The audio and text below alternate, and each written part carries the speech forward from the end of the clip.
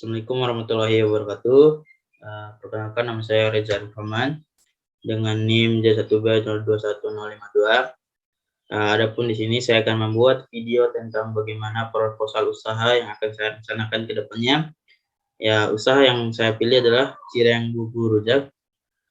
Di sini adapun yang pertama adalah latar belakang dari usaha yang saya kembangkan. Usaha adalah suatu kegiatan yang dilakukan dengan tujuan memperoleh hasil berupa keuntungan, upah atau laba usaha dan juga pengalaman dalam berwirausaha.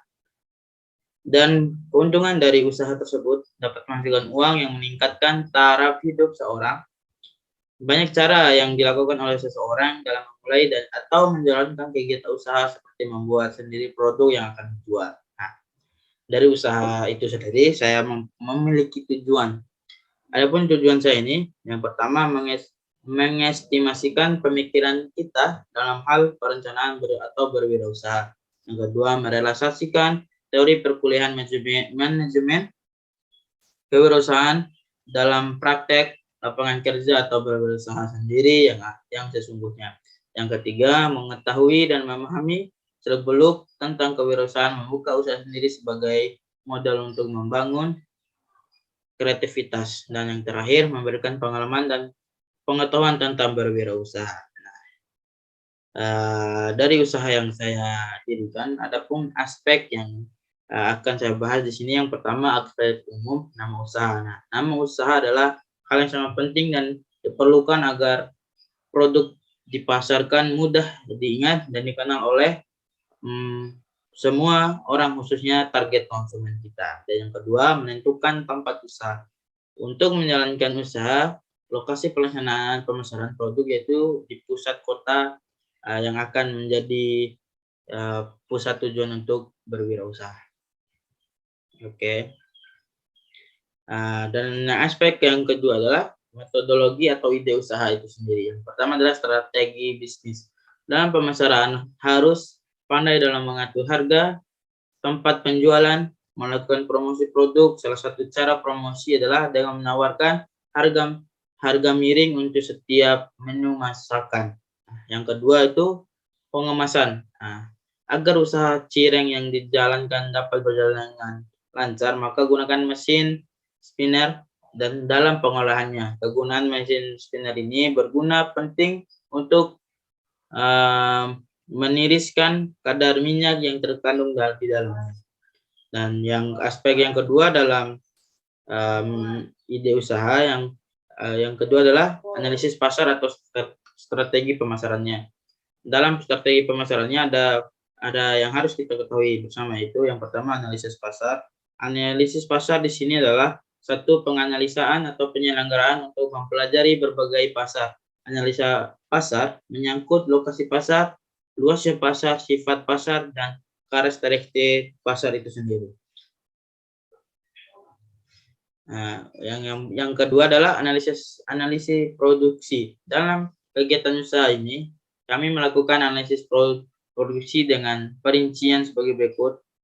Yang pertama ada bahan yang saya tulis, yaitu 150 gram tepung aci, 200 gram terigu, 2 batang daun bawang iris, 200 ml air panas, 2 batang daun seledri, garam, merica, dan kaldu ayam bubuk sesuai selera, 2 sendok makan ebi haluskan, setengah sendok teh bawang putih halus.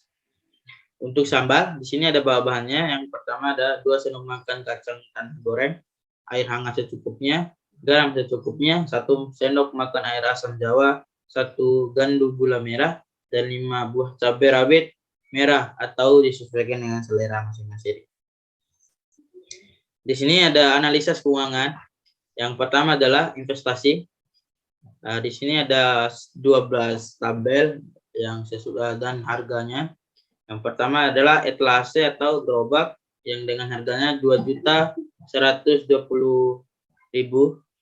pisau 36.000, baskom 95.000, 4 wadah untuk menaruh bahan-bahan yang seharga 66.000, wajan 126.000, spatula 40.000, kompor dan tabung gas 254.000, piring 65.000 per lusin, loyang seharga 46.000, meja dan kursi 140.000, serbat 14.000, peralatan tambahan lain sebesar 85.000, dan jumlah investasi yang saya insya Allah rencanakan yaitu 3.065.000.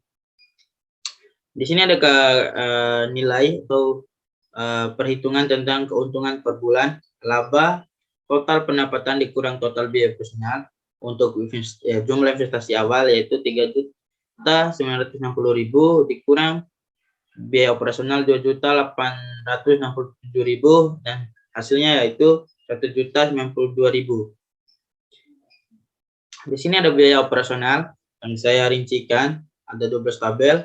Ya, yang pertama penyusunan etalase gerobak 1/54 kali 2.120.000 senilai 39.000 rupiah. Penyusutan pisau 1/18 kali 36.000 senilai 2.000. Penyusutan baskom 1/36 kali 95.000 senilai 2.639. Penyusutan wadah 1/24 kali 63.000 senilai 2.763. Penyusutan wajan yaitu 1/36 kali 126.000 rupiah senilai 3.511 rupiah. Penyusutan spatula 1/24 kali 40.000 senilai 1.675. Penyusutan kompor dan tabung gas 1/48 dikali 254.000 senilai 5.306. Penyusutan piring 1/42 kali 65.500 senilai 1.560 rupiah. Penyusutan loyang 1/24 dikali 46.300 senilai 1.929. Penyusutan serbet 1/18 dikali 14.000 harganya senilai 822. Dan terakhir penyusutan peralatan tambahan lain 1/24 kali 58.500 senilai 4.179 dan total biaya yang dikeluarkan adalah 68.278. Di sini ada biaya variabel, yaitu nama bahan-bahan dan nilainya dan jumlah keseluruhannya. Yang pertama ada tepung tapioka senilai 35.000 per bungkus, jumlahnya 30.000 dan totalnya 1.050.000. Yang kedua ada bawang putih 8.000 per kilo, jumlahnya sebanyak 30.000 dan total akhirnya 240.000. Dan ada merica bubuk 3.500 per bungkus, jumlah 30.000 dan jika dikalikan menghasilkan 105.000. Dan yang keempat garam 1.500 per bungkus, jumlahnya yaitu 30 bungkus dan hasilnya 45.000. Ada penyedap rasa yang harganya 5.500 per bungkus dengan jumlah 30 buah dan total akhirnya 165.000. Ada daun bawang 4.000 per ikat, jumlah 30 dan total akhir adalah 120.000.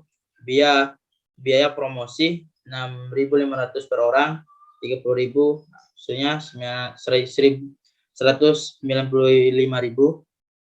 Dan yang ke-8 biaya sewa tempat 9.600 per hari dengan jumlah 30 hari 288.000.